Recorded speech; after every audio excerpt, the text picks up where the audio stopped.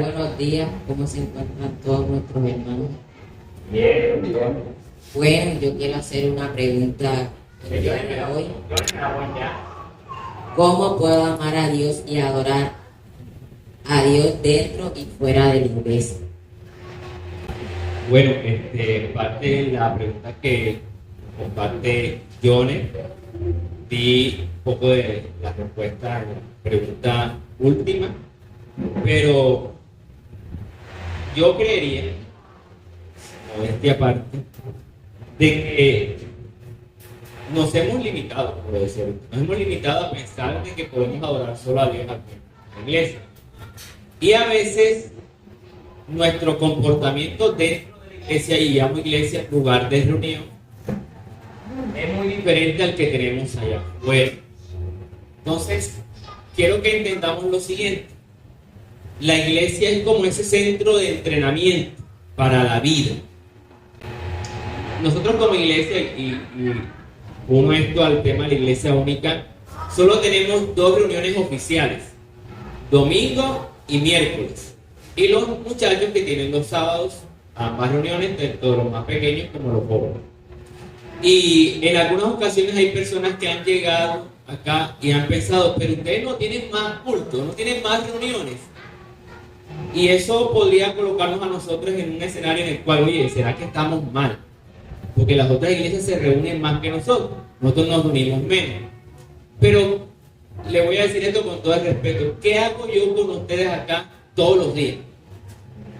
O más bien, ¿qué hacen ustedes recibiendo, aprendiendo algo todos los días y no van a sus casas, no van a su trabajo, a un escenario de pronto en el barrio a poner en práctica?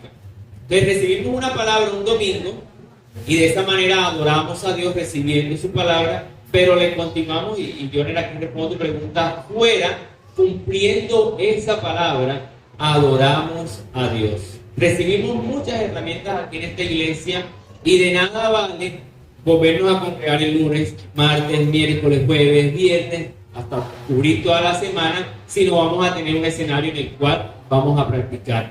Quizás a muchos de los que hoy están aquí les ha pasado lo siguiente: han recibido una palabra el domingo aquí en esta iglesia y el lunes se les presenta el escenario en el cual tienen que poner en práctica esa palabra.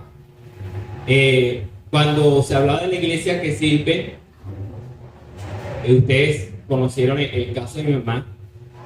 Para mí y mi esposa fue bastante pesado el trabajo con mi mamá, el cuidado, pero el chip cambia cuando entendemos que lo que estábamos haciendo con ella era un servicio a Dios. ¿Y qué servicio?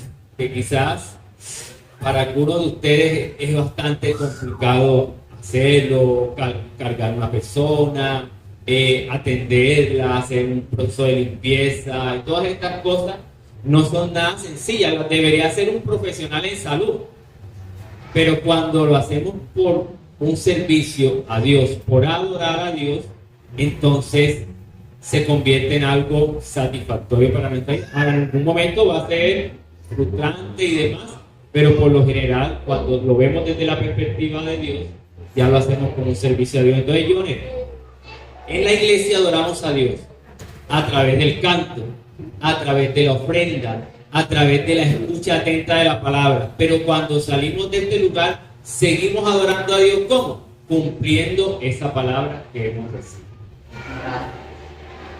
Una prédica dada aquí que dice que hace que la iglesia sea fundamental. Me gustaría que el pastor ampliara un poquito más sobre ese tema de la iglesia fundamental y única, porque yo siempre, no es para vanagloriarme ni nada, sino que yo siempre he dicho que mi iglesia no es cantidad, pero es calidad. Y ahorita cuando le estaba respondiendo la pregunta a Leonel, yo pensaba en los pincelazos también que nos da el pastor el domingo. Yo creo que nos sirven para toda la semana. Y bueno, esa es la pregunta, pastor. Yo quiero que me amplíe un poquito sobre eso, porque Ese es mi concepto que yo tengo de mi congregación, que es calidad y no cantidad. Bueno, esa pregunta debería responderla Liz Mari. Qué bueno que la que predicó, pero como no está. Bueno, por de pronto esa prédica tiene que tener una segunda, tercera, quién sabe cuántas partes. ¿Por qué? Porque trabajamos de alguna otra manera dos perspectivas. Número uno, que la iglesia es de alguna otra manera similar. ¿En qué sentido? En que hay cosas que compartimos en las diferentes iglesias. Y aquí en Clemencia hay más de 3 iglesias, incluida la católica, pentecostal y demás. Pero las de corte evangélico son muy diferentes, pese a que tienen las mismas cosas. ¿Cuáles son esas cosas que deben tener de manera fundamental? Supongamos que aquí está el hermano Miguel representa una iglesia, Ney representa otra iglesia, Judy representa otra iglesia y yo represento una iglesia. ¿Qué debe tener cada una de esas iglesias en común? Que nos hace una, aunque estemos separados de lugar, en un local diferente. Por ejemplo, si en la iglesia del hermano Miguel dicen que la salvación es a través del sacrificio de Jesús, eso lo debe compartir la iglesia donde Ney, la iglesia donde Judith y la iglesia donde William.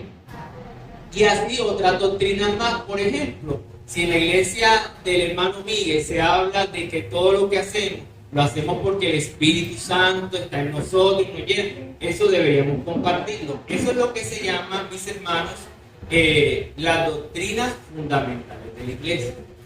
Pero ¿qué pasa con otras cosas que nos hacen diferentes?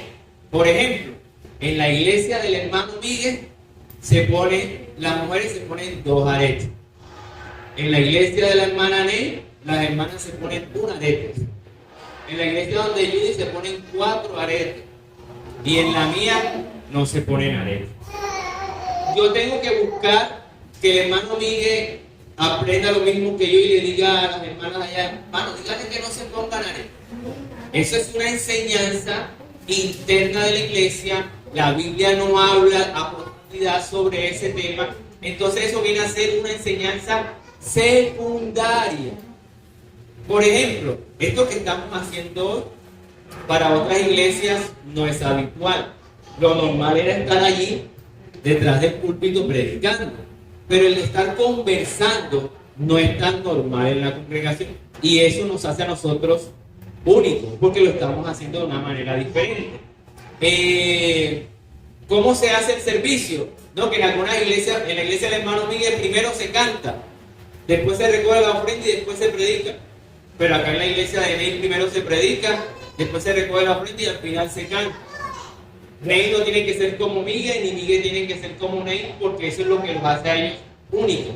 Quizás es más práctico para la iglesia de Ney predicar al inicio, porque después eso se pone más fuerte dentro de no sé, temas logísticos y demás. Asuntos como herramientas tecnológicas. Algunos dirán, no, pero es que eso no se utiliza en la iglesia. ¿Quién dijo que la iglesia primitiva, la iglesia de los apóstoles, utilizaron videobit? Claro que no, porque no existían. Pero si hubieran estado en este tiempo, todas las herramientas las hubieran utilizado. Entonces, a la pregunta de nuestra hermana Rosa Victoria, debemos respetar las diferencias que hay en cada congregación. Pero hay algo que nos une. Mis hermanos que están acá en la iglesia Embajada, mis hermanos de Monte Sinai, mis hermanos de Misión Boston, son mis hermanos. ¿Por qué? Porque yo me he visto igualito que ellos. No, son mis hermanos porque ellos creen en Jesús como suficiente Salvador. Creen en un mismo bautismo, creen en el Espíritu Santo, cosas que nos hacen de alguna u otra manera uno. Pero difieren algunas cosas de ellos. ¿Por qué? Porque nuestra iglesia, por ejemplo, en algunas iglesias se dice, no, que no podemos cantar vallenato. ¿Dónde dice eso en la Biblia? La Biblia no dice nada de eso. Entonces, si en la iglesia del hermano Miguel cantan nada más así, y acá nosotros cantamos con acordeón, payaraca, ¿qué más? Entonces, con gaita, respétenos nuestra libertad y nuestra forma de cantar a Dios. Pero eso no debe ser motivo de división. Algunas iglesias dicen, por ejemplo, que el liderazgo solamente para los hombres y no para las mujeres. respetamos esa decisión, pero muchas de las iglesias cristianas evangélicas creen que la mujer también tiene un rol importante dentro de la congregación. Entonces, somos una iglesia única. Hablaba con un pastor y termino con esto, en Cartagena. Él me decía, William, ¿cómo haces tú para que la gente te camine los cambios de horario? Porque él dice que él se sorprende que nosotros los últimos domingos de cada mes, y ese que viene este domingo, trasladamos el servicio de la tarde y la gente te camina, William. Yo hago eso allá en Cartagena y no va nadie.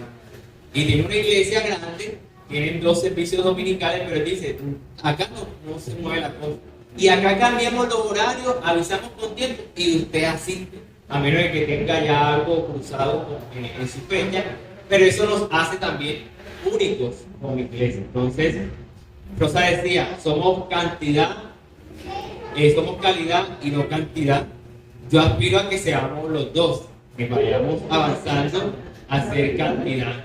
Pero también creo que en otros hermanos, en otras iglesias hay cantidad y también hay hermanos que son calidad. Buenos días para todos. Okay. Bueno, reflexionando cuanto casualidad, pues, bueno, no existe la casualidad, cierto, que la hermana Rosita se inclinó también por una iglesia que sea fundamentalmente única, ¿verdad? Algo de esta parte y luego otra parte.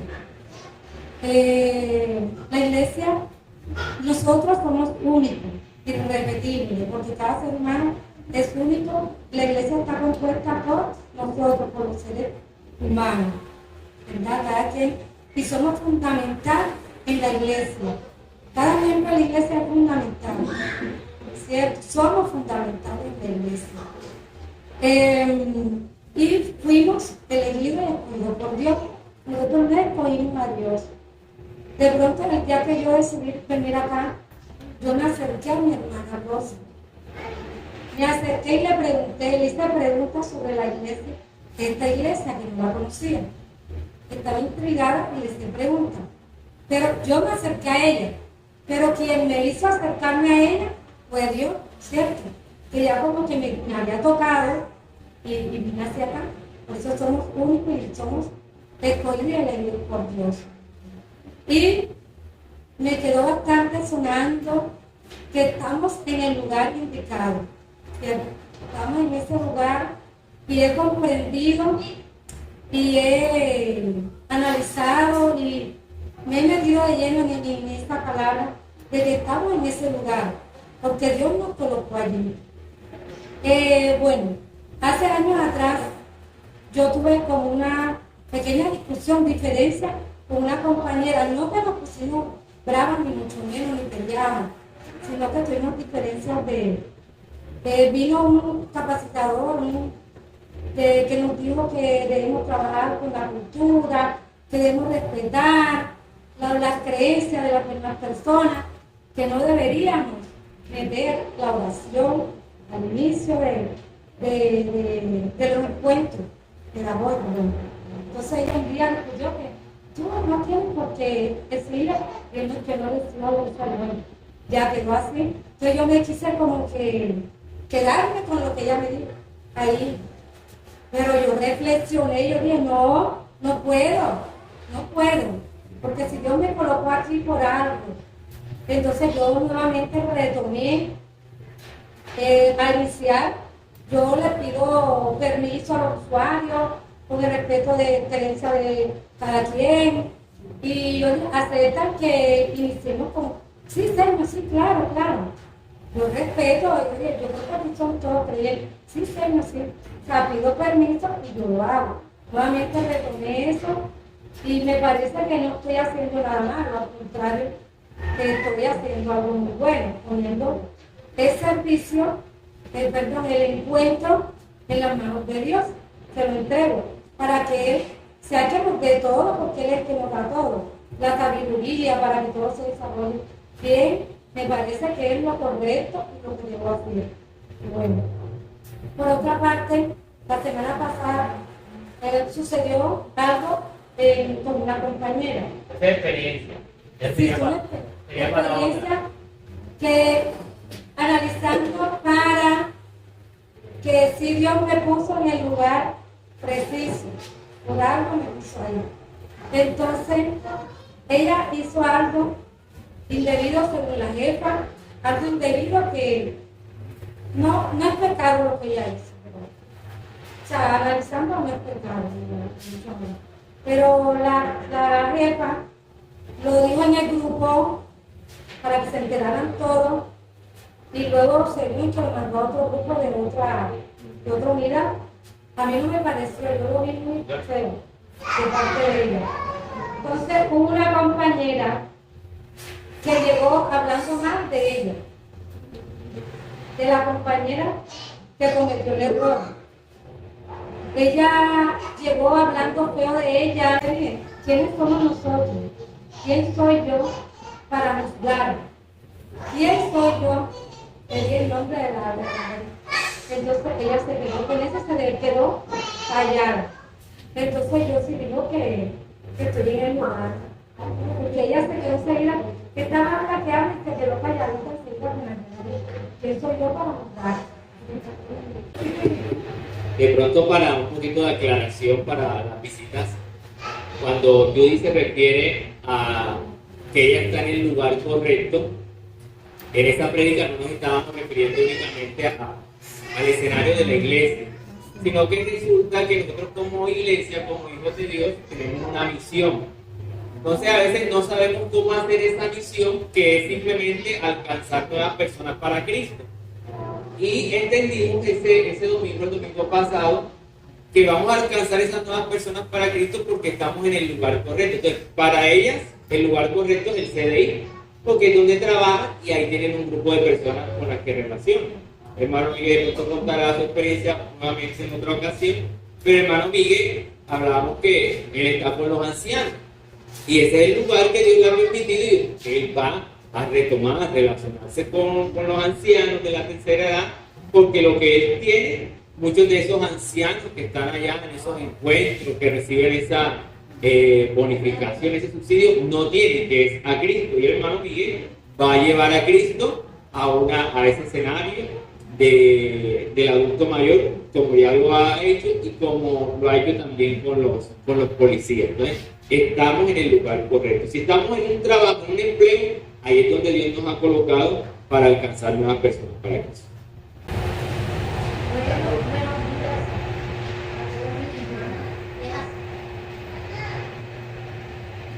Es así como dice el pastor, porque yo últimamente, yo he tenido errores como otras personas y ninguno es perfecto, como yo le digo a la unción mía, ninguno somos perfectos. Nosotros siempre vamos a tener nuestras imperfecciones. Yo como madre me fallo a ustedes como hijos me fallan también a mí, pero no por eso, porque me mandan un camino y yo no voy a ayudar a ustedes. ¿Qué tengo que hacer? Cada día y esforzándolo, diciendo del amor de Dios, de cómo debemos vivir. O sea, ir contándole eso para que ellos, pasado mañana, aprendan algo bueno de lo que algo se les quiere. Y yo en el trabajo me arrodillo, le digo, ya ahí estoy haciendo algo que le agrada a Dios. Y ya me estoy siguiendo, como dice usted, últimamente he estado impulsada y yo creo, no porque yo quiera decir, como dice, algunas cosas que uno se van a creer. Yo siento que yo he orado a varias personas y las personas me han dicho que se siente bien con las cosas que yo hago, porque como uno dice, uno tiene que confiar que la oración que uno está haciendo está llegando a Dios. Y si uno la está haciendo, porque Dios nos ha llevado a hacer esas oraciones por esas personas. Un día una señora que se llama Rosa, ay, yo quiero que tú ores por mí. Y yo dije, bueno, voy a orar por usted. Me senté ahí y hice una oración. Bueno, ahora que tú hiciste esa oración por mí, yo me sentí bien. Y yo siento que ese don mío, o sea, que yo me estoy descubriendo que es orar por las personas. Y las personas se sienten bien por las personas que yo estoy orando. Ya de la doctora Lidia, ella estaba bonita y bonita y bonita. Y yo me arrodillé en la cocina. Fíjense lo que estaba haciendo, me arrodillé en la cocina. Y yo dije, Dios mío, no sé qué, vas a pasar las manos, vas a pasar una sanadora con la doctora y vas a hacer que ella vomite, todo lo que tenga que vomitar. Al momento se sintió bien y se relajó, se relajó. Yo por eso yo digo, bueno, yo siento que yo estoy haciendo las cosas bien como Dios quiere. Pero sí tengo mis errores porque, nadie es perfecto, pero sí siento que estoy, por lo menos, ya caminando por las cosas que Dios quiere que uno haga. Y por eso yo me siento muy contenta y agradecida con Dios, porque yo he pasado por muchas cosas. Y yo estoy muy agradecida aquí con ustedes, porque yo ustedes los considero como mi familia, aquí en Clemencia, a todos ustedes, no solamente al pastor y a la pastora Estela.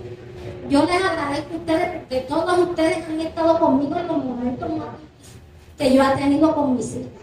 Y aquí estoy parada con mis hijos. Bueno, hola. Bueno, más que el paso de experiencia en este mundo, yo quería hacer como un pequeño aporte. Y eso me vino a mí, a la mente, anoche, cuando estaba leyendo mi libro de Pastor me regaló, la predica que iba a hacer hoy, que era un legado para los hijos. Yo pienso que vivimos en esos 12 espacios de cómo tenemos que sea nuestra iglesia, debemos colocar una iglesia que se fundamente en el hogar, que tenga fundamento en el hogar.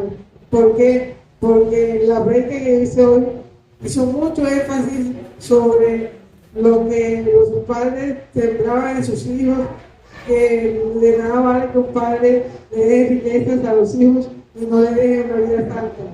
Que es bueno que los hijos cojan el ejemplo de sus padres, y como la familia es la base fundamental para todo, entonces qué bueno sería que sacáramos otro pequeño paso para eso, de que la familia fundamental en el hogar. Y bueno, esa es mi inquietud, y no sé si la tomarán en cuenta más adelante, pero me gustaría que se hablara un poco más sobre eso. Muchas gracias. Comento algo y de gracias a Dios. Miren que todo lo que ustedes dicen es enriquecedor. Hay un pastor, es el pastor Harold Zurita. Él va a venir a nuestra iglesia. Con él estamos proyectando una actividad dedicada a la familia. Recuerdan ustedes que en una ocasión tuvimos aquí un encuentro de familia. Varios de ustedes vinieron con sus familiares y demás. La idea es que eso sea un taller. Yo les dije algo.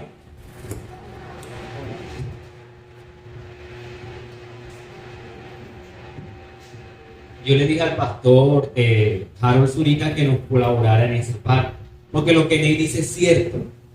La sociedad está fundada sobre familias, y una de las cosas que Dios hizo en su primera creación, por llamarlo así, fue la familia. Antes que la iglesia, antes que el templo y demás, lo que colocó fue una familia. ¿Sí recuerdan? A Adán y a Eva los colocó en el huerto del Edén, y ellos empezaron a formar una familia. La familia es importante para Dios, y quiero, con la ayuda de Él, porque hay cosas en las cuales uno sabe hasta dónde puede llegar. O sea, yo tengo limitaciones en cuanto a esa área familiar, en el sentido de capacitarles, darles algunas herramientas, pero ellos ya vienen trabajando con parejas, con familia, por mucho tiempo. La idea es tener con él un taller, y que ese taller nos deja a nosotros como unas tareas que realizar, y lo hagamos de manera anual, todos los años hacer ese taller, pero a lo largo del año también tener algunas otras actividades que sumen a eso. Así que eso va a ser una realidad con la ayuda del pastor Harold. Ayer les comentaba a los muchachos, Usted sabe que nuestros jóvenes, y usted dirá, bueno, esto que tiene que ver, pero ahorita va a tener mucho sentido. Nuestros jóvenes, ahora con este tema de la tecnología, cualquier cosa que se hace viral, ellos enseguida la absorben. Ayer estaban haciendo un ejercicio en una hoja y les dije, les voy a poner una canción en inglés para que se inspiren, para que puedan hacer la tarea. Y la canción en inglés tiene un fragmento que es la frase que se ha convertido en algo viral. Yo se las coloqué y los pelados enseguida en su inglés, en su supuesto inglés, comenzaron a tararear la canción y a moverse como porque saben que estos TikTok le hacen como algunos pases que no sé qué, y yo se lo coloqué y los pelados se sabían la canción por la estrofa esa. Y les dije, ya tradujeron la letra. Así como usted se quedó antes, se quedaron ellos. No han traducido la letra. Yo le dije, yo me tomé la tarea de hacerlo, porque vi que este fragmento estaba siendo como muy viral. ¿Qué significa ese fragmento que ustedes escuchan y que repiten? No sé. Nadie sabía. Algunos aprenden un poquito de inglés o saben un poquito de inglés, pero ninguno sabía qué significaba. La frase viral significa no somos como ellos. Y al final de la canción, la última estrofa de la canción, adivinen quién habla la canción. De la familia. No, cuidado que habla de la familia. Para ese rapero no cristiano, la familia es importante. Por eso ahora cobra sentido que introdujeron. Entonces, para nosotros también debe ser como iglesia importante la familia. De hecho, se los decía en la pregunta sobre las explicaciones de congregarse y no congregarse. ¿Qué somos? Somos una familia. Somos una familia en Cristo. Tenemos unos hermanos, unas hermanas, un mismo Padre, un hermano mayor que es Jesucristo.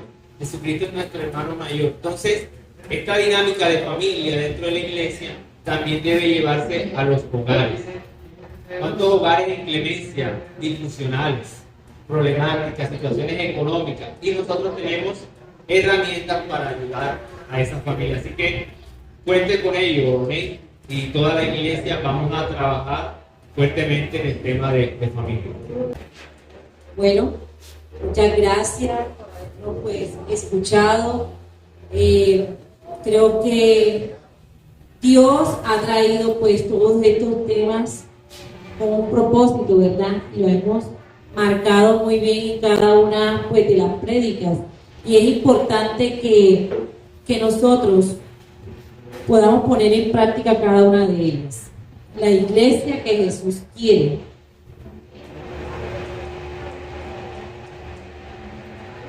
Les invito a que usted pueda ver nuevamente esos videos de estas prédicas.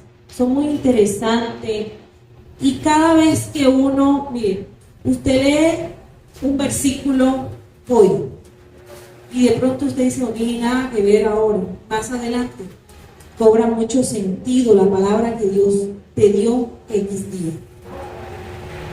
Y el mismo versículo que te funcionó, que Dios te habló hoy, después te va a volver otra vez a hablar de otra, porque ella es viva y eficaz. Yo creo que cada una de estas enseñanzas van a ser también vivas y eficaces en cada uno de nosotros. Y no se quede solamente con verlas, atesorarlas. Vamos a poner en práctica. Vamos a mandarle ese link a otra persona. Dígale, escúchala. Porque usted sabe que está pasando X o Y situación. O aunque usted no sabe, pero si Dios le coloca en el corazón de mandársela a una persona, hágalo. Así que nuevamente les invito a que la puedan escuchar, a que puedan reflexionar en cada una de ellas. Amén. Les invito a que se ponga en pie y oremos.